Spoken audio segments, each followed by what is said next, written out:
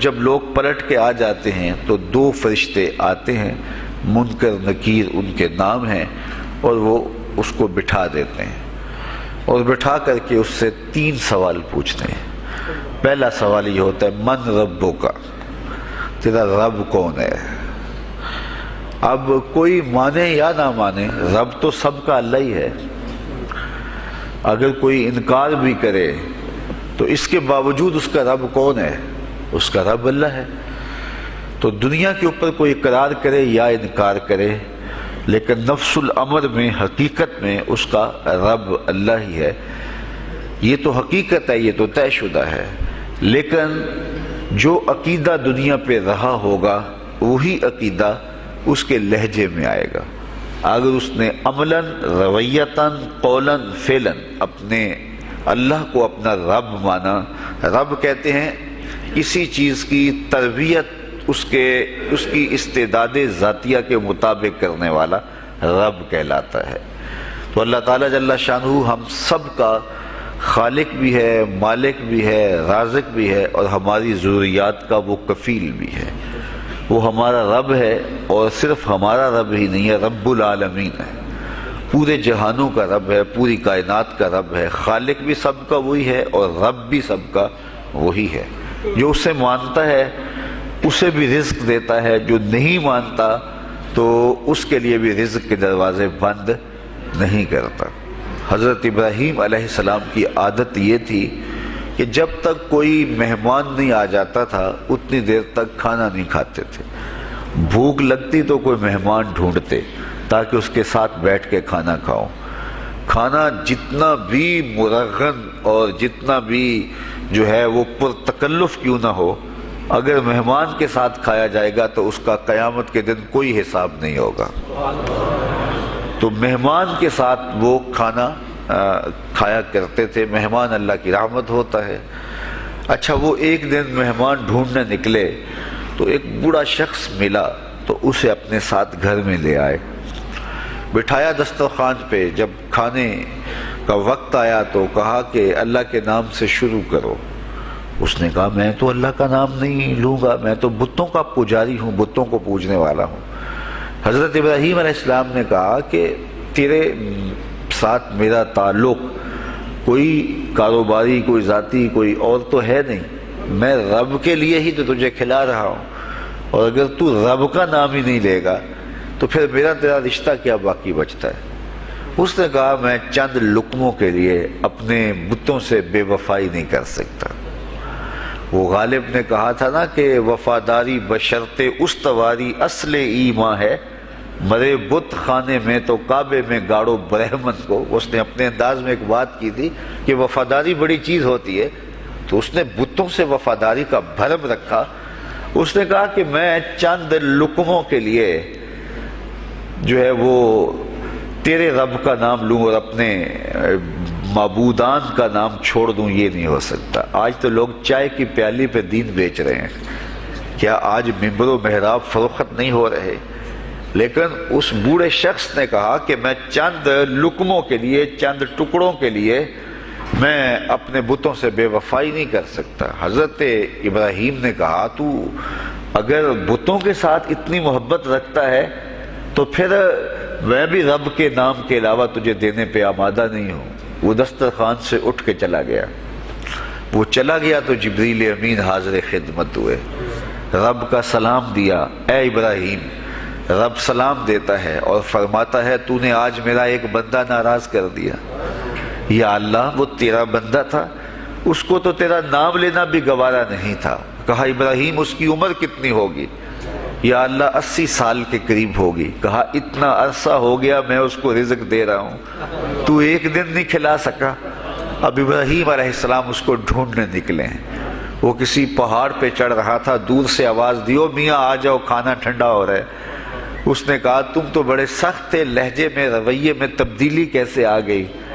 کہا کہ اسی رب کا پیغام آیا ہے کہ مجھے اتنا عرصہ ہوا اسے کھلاتے ہوئے، وہ مجھے نہیں بھی مانتا تھا، پھر بھی میں اس کی ضروریات کو پورا کرتا رہا ہوں، اور تم ایک دن نہیں دے سکے؟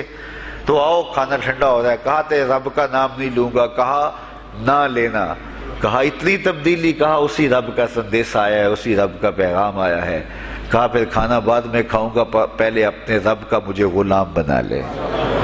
تو کوئی مانے اس کو بھی دیتا ہے، کوئی نہ مانے اس کو بھی دیتا ہے، بلکہ دنیا کے اوپر کافروں کو زیادہ دیتا ہے۔ ایک روایت میں آتا ہے کہ اگر اہل ایمان کی دلجوئی کا لحاظ نہ ہو تو کافروں کے گھروں کی سیڑھیاں سونے اور چاندی کی ہوں، لیکن یہ کہیں گے ہمیں تو مار ہی دیا ہے۔ اور اقبال نے کہا تھا نا کہ کافر کو دیے حور و قصور اور مومن کے لیے فقط وعدہ حور۔ تو اس لیے ان کی دلجوئی ہے، ورنہ کافروں کو اتنا دور، چونکہ ان کا حصہ آخرت میں نہیں ہے، ان کا حصہ صرف دنیا ہے۔ دنیا پہ عیش کریں، دنیا پہ عیش و عشرت کی زندگی گزارے، دنیا ہی دنیا، آخرت میں ان کا کوئی حصہ نہیں۔ اور مومن کا آخرت میں حصہ ہے، اور دنیا کے اوپر جو تکلیفیں آتی ہیں ان تکلیفوں کا بدلہ اس کو قیامت کے دن دیا جائے گا۔ بلکہ صحیح حدیث میں آتا ہے کہ جب اہل بلا کو ان پر آنے والی مصیبتوں کا صلہ دیا جائے گا تو لوگ آرزو کریں گے کاش ہمارے بدن کو لوہے کی کینچیوں سے کاٹ دیا ہوتا، اور دنیا کے اوپر ہمیں بھی تکلیفیں، اذیتیں، آلام و مصائب آئے ہوتے۔ تو مومن جب اللہ کی طرف سے آنے والی کسی تکلیف کو خندہ پیشانی کے ساتھ قبول کرتا ہے اور اس پہ راضی رہتا ہے اور صبر کا دامن ہاتھ سے نہیں چھوڑتا، واویلا نہیں بچاتا، جزا فضا نہیں کرتا، تو اللہ تعالیٰ نے اس کے لیے اجر رکھا ہے۔ بلکہ رسول کریم نے ارشاد فرمایا مومن کے پاؤں میں جو کانٹا چبھے تو اللہ اس کا بھی مومن کو قیامت کے دن اجر عطا فرمائے گا۔ تو مومن کی زندگی جو ہے وہ بڑی خوبصورت زندگی ہے۔ تو دنیا کے اوپر جو اسے مانتا ہے اللہ اسے بھی عطا کرتا ہے، جو اس کا انکار کرتا ہے اللہ اسے بھی عطا کرتا ہے، اس لیے کہ اس کی شان ہے کہ وہ رب ہے اور وہ سب کا لحاظ کرتا ہے اور سب کی ضروریات کو پورا کرتا ہے۔ پھر ہر شخص کی ضروریات الگ الگ ہیں، میری ضرورت الگ ہے، آپ کی کوئی اور ضرورت ہوگی، اور سب کی ضرورت کا اس نے لحاظ رکھا ہوا ہے۔ پھر بہائم کی، چوپایوں کی، حشرات الارض کی، پرندوں کی مختلف ضروریات ہیں۔ اڑنے والوں پرندوں کی ضروریات الگ ہے، پانی کے جانوروں کی ضروریات الگ ہیں، اس طرح حشرات الارض کی ضروریات الگ ہیں اور درندوں کی ضروریات الگ ہیں۔ یہاں تو ہم ایک آدھ کلو گوشت ہو تو گھر کے سارے افراد اس سے گزارا کر لیتے ہیں، لیکن شیر کو اور چیتے کو جو ہے وہ منوں کے حساب سے روزانہ چاہیے، رب ان کو روزانہ فراہم کرتا ہے۔ یہ پنساری کے پاس جائیں، اگر آپ کو ڈاکٹر یا حکیم لکھ دے کہ یہ آپ کو خالص سچے موتی چاہیے، اس کی کوئی چیز آپ کو بنا کے دیں گے تو آپ ہزاروں لاکھوں روپے خرچ کرتے ہیں، پھر بھی بعض کا اعتماد نہیں ہوتا کہ یہ بالکل 1 نمبر ہیں یا 2 نمبر۔ تو رتی، ماشی اور تولوں کے اندر آپ ان کو خریدتے ہیں، اور وہ بھی آپ کو گمان ہوتا ہے کہ پتہ نہیں خالص ہیں یا ناخالص، لیکن دنیا کے اوپر لاکھوں کروڑوں پرندے پائے جاتے ہیں، جانور پائے جاتے ہیں، ہنس، اور وہ کھاتا ہی سچے موتی ہے۔ صبح کو بھی، شام کو بھی، دوپہر کو بھی اللہ سب کو پیٹ بھر کے کھانے کے لیے عطا فرماتا ہے۔ تو جس کی جو ضرورت ہے وہ رب ہے، اس ضرورت کو پورا کرتا ہے۔ تو ہم اگر اللہ تعالیٰ کو رب مان لیں حقیقی معنوں کے اندر تو ہماری زندگی کی پریشانیاں، ہماری زندگی کے دکھ مٹ جاتے ہیں۔ مصیبتیں اس وقت آتی ہیں اور اس وقت پریشانی لگی رہتی ہے، دھڑکا لگا رہتا ہے کہ جب انسان جو ہے وہ سمجھتا ہے کہ میں ہی جو ہے وہ کچھ کرنے والا ہوں۔ وَمَا مِن دَابَّةٍ فِي الْأَرْضِ إِلَّا عَلَى اللَّهِ رِزْقُهَا، زمین پر چلنے والی، رینگنے والی کوئی چیز نہیں جس کا رزق اللہ کے ذمہ کرم پہ نہ ہو۔ تو جب انسان اس عقیدے کو اپنی روح میں، اپنے باطن میں اتار لیتا ہے تو پھر اس کی زندگی سوکھی ہو جاتی ہے کہ وہ میرا خالق بھی ہے اور وہ میرا رب بھی ہے، اور یہ یقین انسان کی زندگی کے اندر اعتماد، روشنیاں اور توکل بھر دیتا ہے۔ بلکہ ایک حدیث میں آیا کہ جس طرح توکل کرنے کا حق ہے اگر وہ تم ادا کرو تو اللہ تمہیں ایسے رزق عطا فرمائے جس طرح پرندوں کو عطا فرماتا ہے۔ وہ جب صبح نکلتے ہیں تو ان کے پیٹ خالی ہوتے ہیں اور انہیں پتہ نہیں ہوتا کہ کہاں سے رزق مل رہا ہے، اور جب وہ شام کو آتے ہیں تو ان کا پیٹ بھرا ہوا ہوتا ہے۔ بند توکل، پنچھی اڑ دے، خرچ نہ پلے زیرا ہو، سلطان باہو فرماتے ہیں کہ انہیں کوئی نہیں پتا ہوتا کہ فلاں جگہ پہ جانا ہے، لیکن کبھی ایسا نہیں ہوا کہ وہ بھوک سے مر گئے ہوں اور انہیں کچھ ملا نہ ہو، تو وہ خالی پیٹ کبھی نہیں آتے، وہ اللہ تعالیٰ ان کو رزق نصیب فرماتا ہے، وہ سب کا رب ہے۔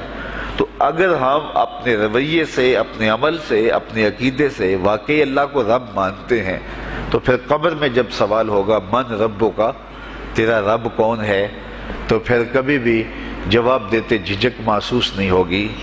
بندہ عرض کرے گا رب اللہ، میرا رب اللہ ہے اور میں اسی کو اپنا رب مانتا ہوں، میری ضروریات کی کفالت بھی اسی کے ذمہ کرم پہ، اور میرا تیقن، میرا یقین کہ وہ میرا رب ہے۔ یہ پہلا سوال ہوگا۔ دوسرا سوال قبر میں ہوگا، اور وہ یہ ہوگا کہ ما دینوں کا، تیرا دین کون سا ہے؟ مختلف ادیان دنیا کے اوپر موجود ہیں، لیکن اسلام کے بعد اب کسی اور دین کو قبول نہیں کیا جائے گا۔ ارشاد فرمایا کہ اللہ تعالیٰ اسلام کے علاوہ کسی اور دین کو قبول نہیں کرے گا۔ تو یہ اگر میں اپنے عمل سے، اپنے رویے سے، اپنے طرز زندگی سے، اپنے انداز معاشرت سے اسلام کو اپنے اوپر غالب کر لیا، تو پھر قبر میں جواب دیتے ہوئے کوئی جھجک محسوس نہیں ہوگی۔ بندہ عرض کرے گا کہ دینی الاسلام، میرا دین اسلام ہے، میرا طرز زندگی، میرا انداز معاشرت، میرا سبھی کچھ اسلام کی مطابقت میں تھا، اور میں اسی کو اپنا دین مانتا ہوں، صرف زبان سے نہیں، اپنے رویے سے بھی، اپنے طرز زندگی سے بھی، اپنے انداز معاشرت سے بھی۔ تو یہ جو ہم اسلام کے دائرے میں داخل ہوتے ہیں اور ہم اپنے دین کو اسلام قرار دیتے ہیں، تو دین انسان کی زندگی کے تمام شعبوں پر حاوی ہوتا ہے، اور اس کا طرز زندگی، اس کا انداز معاشرت اس کی مطابقت میں ہونا چاہیے۔ تو قبر میں یہ سوال پوچھا جائے گا کہ تیرا دین کیا ہے، باوجود کہ اللہ تعالیٰ جل شانہ کو پتہ ہے کہ اس کا دین کیا تھا، اللہ کو پتہ ہے کہ یہ کس کو رب مانتا تھا، لیکن قبر میں یہ سارا سلسلہ ہوگا، اور صحیح احادیث کے اندر ان سوالوں کا تذکر آیا ہے کہ یہ سوال پوچھے جائیں گے کہ تیرا دین کیا ہے۔ اب اس نے اگر اپنا طرز زندگی، اپنا انداز معاشرت اسلام کی مطابقت میں رکھا ہوگا، اور دین کو اس نے دین سمجھا ہوگا، اسلام کو ہی اپنا دین عملاً، رویتاً، ہر خوشی غمی کے موقع پہ اس نے اسلام کو ہی ترجیح دی ہوگی، تو پھر اس کو کوئی جھجک نہیں ہوگی جواب دیتے ہوئے کہ میرا دین اسلام ہے، میرے شب و روز، میری زندگی کے نشیب و فراز، میری زندگی کی کا ہر گوشہ جو ہے وہ اسلام کی مطابقت میں گزرتا تھا۔ تو پھر وہ سیدھا سیدھا جواب دے گا دینی الاسلام۔ اس لیے ہمیں اس سوال کی تیاری بھی کرنی چاہیے کہ ہماری نجی زندگی ہو یا ہماری اجتماعی زندگی ہو، ہماری گھریلو زندگی ہو یا ہماری معاشرتی زندگی ہو، ہماری ذاتی زندگی ہو یا ہماری سیاسی زندگی ہو، ہماری جس طرح کی بھی زندگی کے جو بھی شعبہ جاتے ہیں، سب میں ہم دین کو غالب کریں۔ ہم صرف مسلح کے مسلمان نہ بنیں کہ 5 نمازیں پڑھ لیں اور ہم کہتے ہیں مسلمان ہیں، روزے رکھ لیے، تراویح پڑھ لی، اور ہم نے جو ہے وہ زکوٰۃ دے دی اور حج کر لیا، تو اس سے ہم مطمئن ہو گئے کہ ہم مسلمان ہیں۔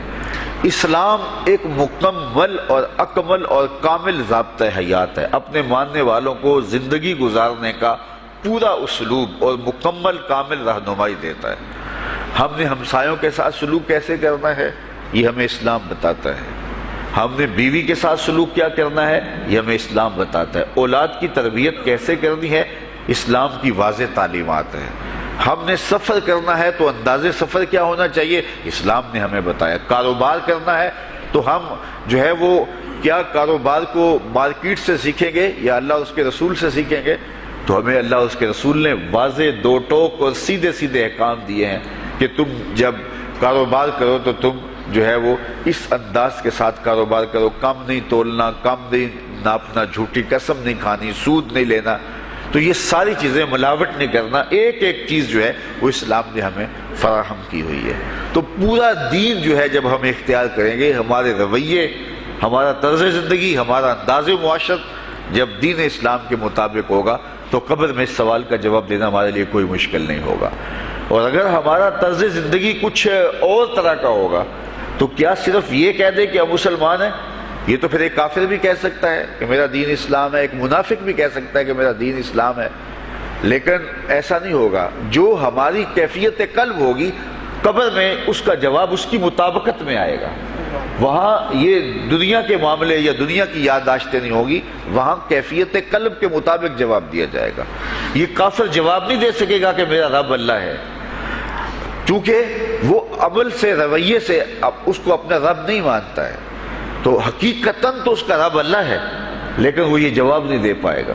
اسی طرح جو شخص اپنے طرز زندگی کے اندر اسلام کو داخل نہیں کر چکا ہے اور اسلام کو اس نے اپنا ہادی رہنما نہیں بنایا ہے، تو وہ قبر میں اس سوال کا جواب کیسے دے سکے گا کہ میرا دین اسلام ہے، چونکہ اس کا رویہ، اس کا طرز زندگی اور اس کا انداز معاشرت ایسا نہیں رہا ہوگا۔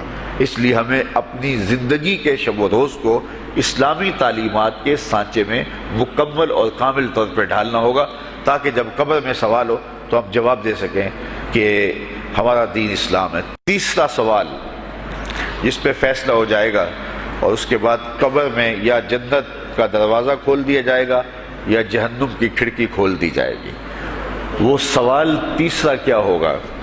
اور وہ سوال بھی عقیدے کا ہے، بلکہ بخاری شریف کی ایک روایت کے مطابق 3 سوال نہیں ہوں گے، ایک ہی سوال ہوگا، اور وہ یہ تیسرا سوال ہوگا۔ فرشتے پھر پوچھیں گے، حضور علیہ الصلوۃ والسلام کے روضہ دور سے اور قبر کے درمیان سے پردے ہٹا دیے جائیں گے، اور رسول کریم صلی اللہ علیہ وسلم سامنے ہوں گے، اور فرشتہ حضور کی طرف اشارہ کر کے کہے گا، ما کنت تقول فی ھذا الرجل، ان کے بارے میں زندگی میں کیا کہا کرتا تھا۔ یہاں یہ نہیں ہے کہ تو نے کیا کہا تھا یا اب کیا کہتا ہے۔ جب مضارع کے اوپر کانا یا جو ہے وہ کانا کے مشتقات داخل ہوں تو پھر وہ ماضی استمراری کا جو ہے وہ معنی دیتا ہے۔ تو ما کنت تقول کا معنی یہ ہے کہ تو کیا کہا کرتا تھا، تیرا لہجہ کیا تھا، تیری زبان کیا تھی، ان کے بارے میں تیری رائے کیا تھی، تو کیا بولا کرتا تھا، کیا کہا کرتا تھا۔ تو یہ حضور علیہ الصلوۃ والسلام سامنے ہوں گے اور یہ سوال پوچھا جائے گا۔ اب ابو جہل سے پوچھا جائے گا، ما کنت تقول فی ھذا الرجل، تو وہ کہے گا، ہے ہاتھ لا ادری، ہائے افسوس میں نہیں جانتا یہ ہیں کون۔ ابو لہب سے پوچھا جائے گا، وہ کہے گا، ہے ہاتھ لا ادری، ہائے افسوس میں نہیں جانتا یہ کون ہے۔ اچھا، جانتا نہیں تو پتھر کس کو مارتا تھا، جانتا نہیں تو گڑے کس کی راہوں میں کھدواتا تھا، جانتا نہیں تو اوجریاں کس کے اوپر ڈلوایا کرتا تھا۔ آنکھیں پھاڑ پھاڑ کے تو ساری زندگی دیکھتا رہا، لیکن آج ابو جہل قبر میں اترا، حضور کی صورت نورانی سامنے ہے، اور پوچھا گیا کہ یہ کون ہے، یہ نورانی چہرے والے کون ہیں؟ تو ابو جہل کہتا ہے، ہائے افسوس میں نہیں جانتا یہ کون ہے۔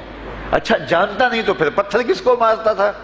اللہ اکبر۔ اور 14 صدیاں گزرنے کے بعد ایک مومن لحد میں اترتا ہے اور پردے ہٹا دیے جاتے ہیں، اور منکر نکیر سوال کرتے ہیں، عامر چیمہ بتا یہ کون ہے؟ وہ کہتا ہے، پیچھے ہٹو، پہلے پائے ناز کو بوسہ تو کر لینے تو، میں تو مر کے پہنچا ہوں یہاں اس دل ربا کے واسطے، یہ تو میرے بخت جاگے کہ وہ میری قبر میں آئے۔ وہ کسی شاعر نے کہا نا کہ آئے وہ میرے مزار پہ گھونگھٹ اتار کے، آئے وہ میرے مزار پہ گھونگھٹ اتار کے، مجھ سے تو نصیب اچھے ہوئے میرے مزار کے، یہ تو بخت سنور گئے کہ وہ میری قبر میں آئے۔ شیخ عبدالحق محدث دہلوی علیہ رحمہ لکھتے ہیں کہ جب سے یہ سنا ہے کہ قبر میں حضور آئیں گے، پتہ نہیں موت کہاں مر گئی ہے، جی چاہتا ہے زندہ ہی قبر میں چلے جائیں۔ تو وہ کہے گا، پہلے مجھے پائے ناز کو بوسہ تو کر لینے دو، میں تو زندگی کے بارے میں انتظار ان کا کرتا رہا، اور ان کے بارے میں پوچھ رہے ہو یہ کون ہے؟ ساری زندگی پیر مہر علی شاہ نقشہ بتاتے رہے، مکھ چند بدر شاہ شانی ہے، متھے چمک دی لاٹ نورانی ہے، کالی زلف تے اکھ مستانی ہے، مخمور رکھی ہند مد بھریاں۔ تو وہ فوراً جواب دیتا ہے، یہ تو وہی میرے آقا و مولا ہیں جن کے لیے ساری زندگی تڑپتا رہا اور ان کی زیارت کی آرزوئیں اور تمنائیں کرتا رہا۔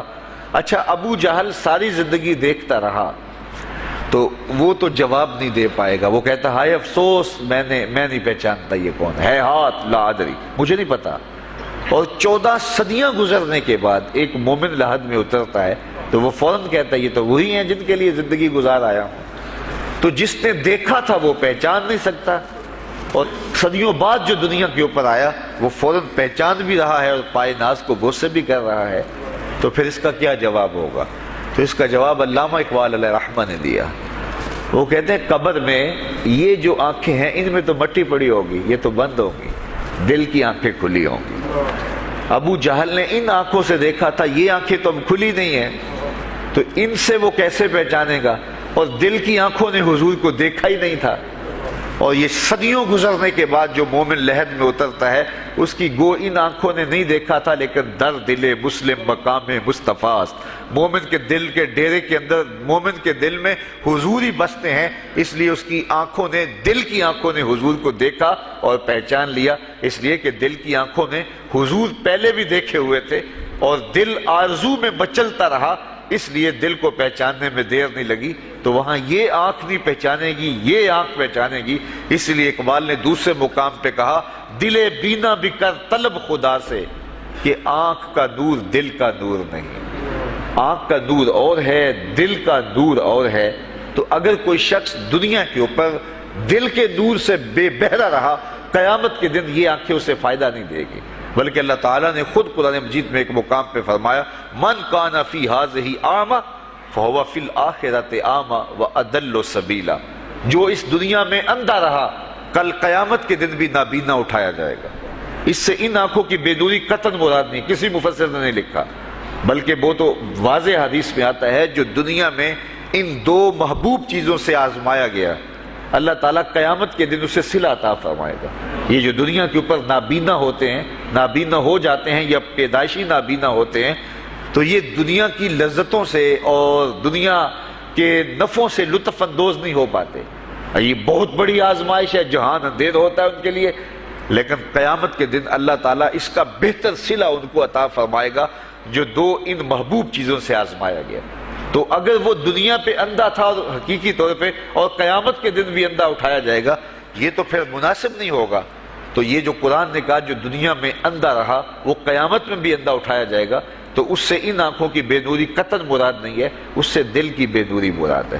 تو دل اگر بینا ہوا، دل اگر روشن ہوا، تو پھر قبر کے اندر بھی دل دے دیوے دی روشنائی جاوے وچ زمینہ، تو پھر وہ معرفت رسول کا سبب ہوگا دل کا اجالا، اور پھر حشر کے اندر بھی جو ہے وہ دل کی آنکھیں روشن ہوں گی۔ تو جس نے اپنے قلب کو نور معرفت سے، نور ایمان سے اور نور محبت سے منور نہیں کیا ہے، تو وہ قبر کے اندر، حشر کے اندر نابینا ہی اٹھایا جائے گا، اور یہ قرآن کی صریح نص ہے۔ تو اب ابو جہل نے ان آنکھوں سے دیکھا ہے، لیکن جب سوال ہوتا ہے بتاؤ یہ کون ہے، تو وہ کہتے ہیں ہے ہاتھ لا ادری، افسوس میں نہیں جانتا۔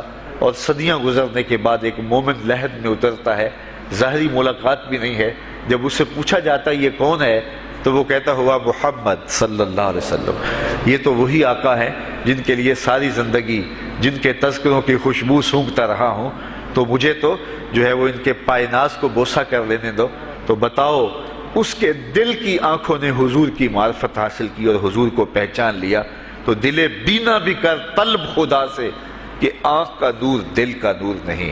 تو حضور علیہ السلام کے حوالے سے جب سوال ہوگا، اگر اس سوال کا جواب نہیں آیا تو پھر جہنم کی کھڑکی کھول دی جائے گی، اور اگر اس سوال کا جواب آیا تو پھر جنت کے دروازے کشادہ کر دیے جائیں گے، اور جنت کی ٹھنڈی ہوائیں اس کی قبر میں آ جائیں گی۔